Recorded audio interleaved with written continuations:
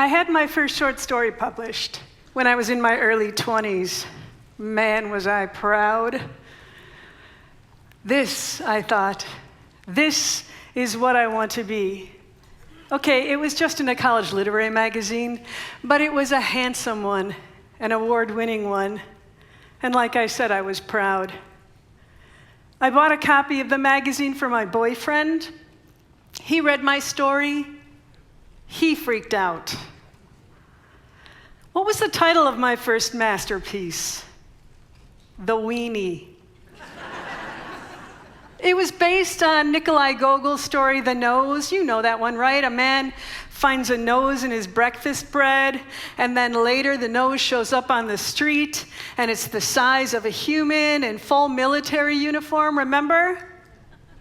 All right, well, never mind. What matters really is that, as I said, I was proud, but my boyfriend freaked out. So the title, The Weenie, it means just about what you think it does. And there was some graphic sexual content in the weenie, but it wasn't about the sex. It was about vanity. It was about class structures and power dynamics. It was about, we'll come back to this word, shame. But my boyfriend, I'm going to call him John because, well, that was his name, John. So John didn't see the power dynamics and the class structures. He just saw the sex. And that's what freaked him out. What are people going to think of you, he asked. People? What people? Like I said, it was just a college literary magazine. No one was ever going to read it. And yet, here's where that word comes back in. Shame. What would people think of me? And this pride that I had felt over having written this story, over having it selected from a competitive field, over having it read by other people, suddenly now was tinged by shame. It was as though I had written that word pride in a whiteboard in big black magic marker letters, and someone, John, had come by with a yellow magic marker and written all over it. And that was the color of shame. Now, it was thankfully transparent, this yellow shame, but it was still there. And so I began to consider my options, like we all must do when we're about to undertake something that we think we really, really want to do, something that we think is very important, something that fuels us. I began to wonder if this writing thing was really worth the effort. Truthfully, I was wondering if it was worth the shame. Well, I did have some options. I could stop writing altogether, right? Avoid the shame that way, never put my work in front of anyone ever again. I've seen this sometimes with my writing students. They'll write something, a reader will respond badly to it, and they'll never write again. You might think that this doesn't happen to real writers, but I know that it does. The strongest students that I have are writing things that they feel passionately about, that they care deeply about, and this work leaves them open, it leaves them raw, it leaves them exposed, naked really. And none of us like to be ashamed when we're naked. So another option I had then was that I could write, but write nice. I could avoid offending anybody by being careful, by being safe. I could avoid the yellow embarrassment this way. But one of my early writing teachers told me that if your writing isn't offending at least someone, then you're probably not doing it right. And I so desperately wanted to do it right. My third option was that I could acknowledge the reader's, John's, response. I could feel the sting of it. I could consider it. I could inspect it even. And then I could say, fuck it, and write what I want anyway. To paraphrase this option, keep the sex, get rid of the boyfriend. I chose door number 3. You see, I like writing about sex, just like I like writing about love, loneliness, loss, dancing, joy, jukeboxes, small towns, big cities, fathers and daughters, teenagers on the verge, cats. I like reading about life, about real life, about true human nature and experience. And sex is part of that. So I'm a rule maker and a follower by nature, and I keep an ever-growing list of rules for getting it on the page. Sort of writing exercises, if you will. Now, I, maybe like you, like some of you, I'm the kind of person who feels like rules and recipes, tips, that sort of thing, that they can give me a small stepping stone, a sort of foothold. And that slight security then allows me to take greater risks in my writing. It allows me to take bigger jumps. It allows me to take those creative leaps that my writing needs. See, to me, a rule is sort of like, it's like the string on a helium balloon, you know? You can let it float freely, but tug it back if it feels like it might get tangled in something or that it might float too high. So I have at least a couple dozen of these sex writing rules so far. Things like, don't be a tease, don't censor yourself, hear it, touch it, see it, and yes, smell it and taste it. Write what you know, but learn what you don't. Do your research. See, no one likes a faker when it comes to sex. Watch your language. Now, that might not mean what you think it does.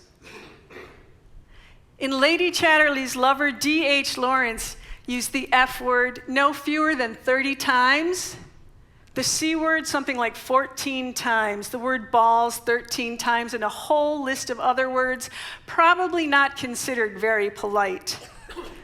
But polite and is not what he was after. He was after right and true for his stories, right and true for his characters. To write it any other way would have been disingenuous. But back to my sex writing rules. This one is the most important of them all. Figure out what your story is trying to say.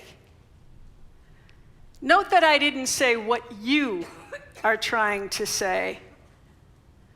My brand new writing students, they all want to write because they think they have something to tell the world. The real writers that I know, they write because they have something they want to discover. What can we discover from this physical act?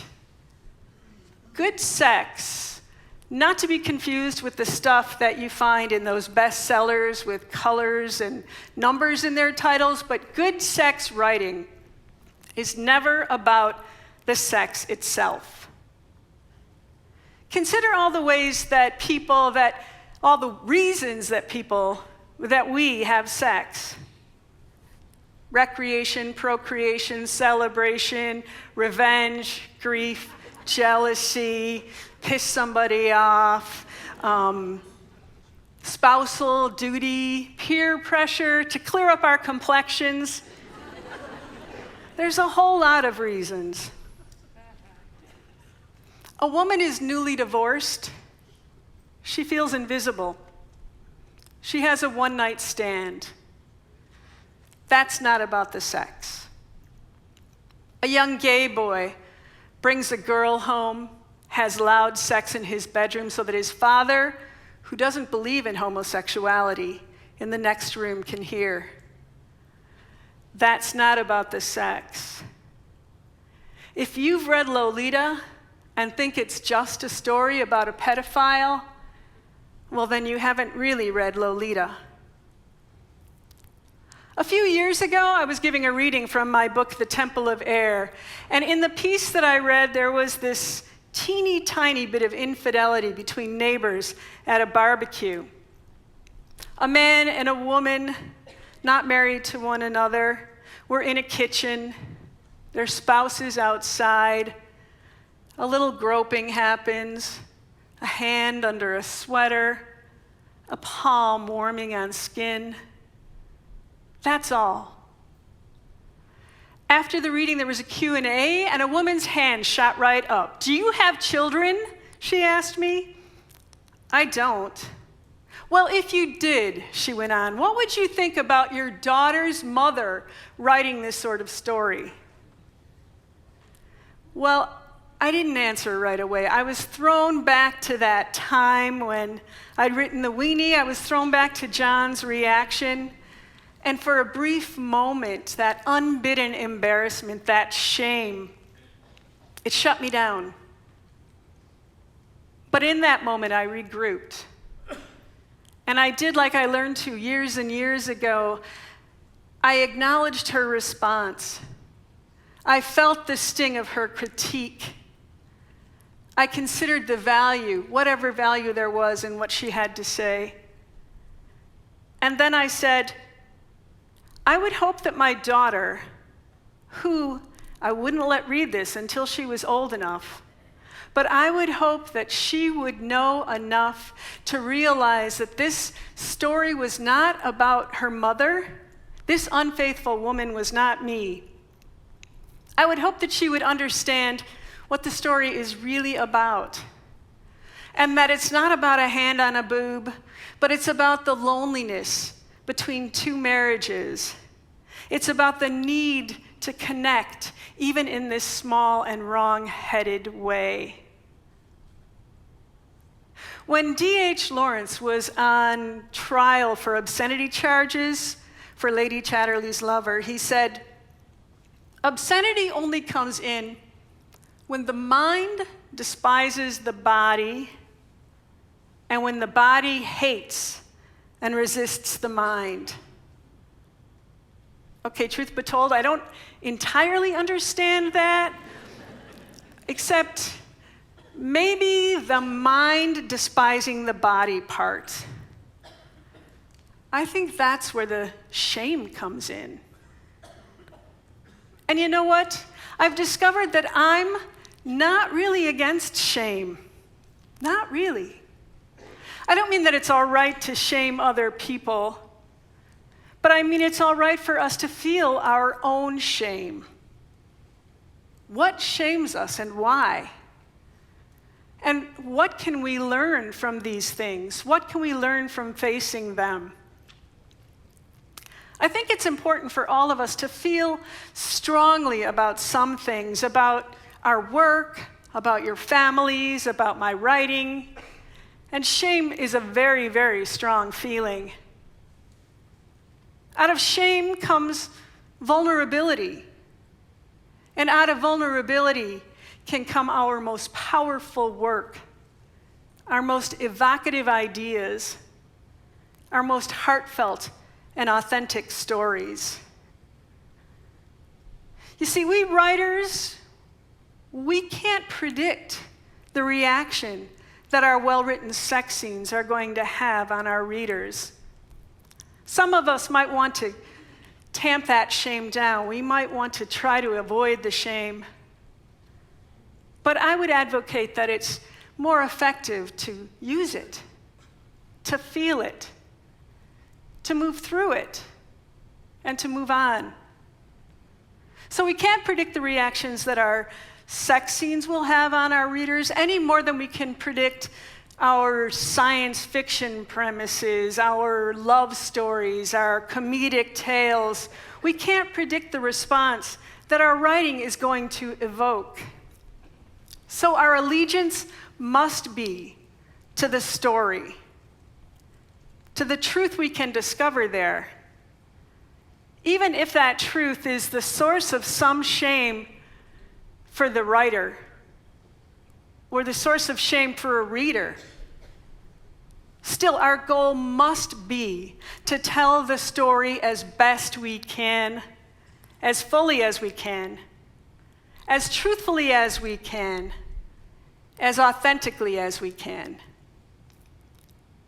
If we do this, and if you do, then we and you will be satisfied. And since we're speaking of sex, a little satisfaction can go a long way. Thank you.